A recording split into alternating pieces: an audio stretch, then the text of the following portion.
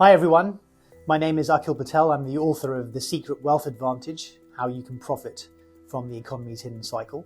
I'm talking about some of the sources that underpin my work.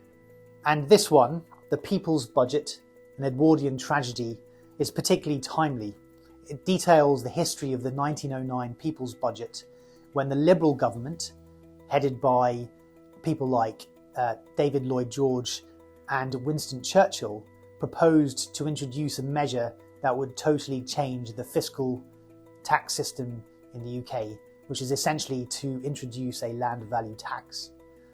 This was an important source for my work because it detailed the political opposition to a solution like that, which would solve the boom and bust cycle and would also reduce the enormous wealth inequality that we see in our economies, which are really pressing issues at the current cycle. And because it would have solved the boom-bust cycle, we wouldn't have had things like the Great Depression of the 1930s, or the major crisis in the 1970s, or the global financial crisis of 2008.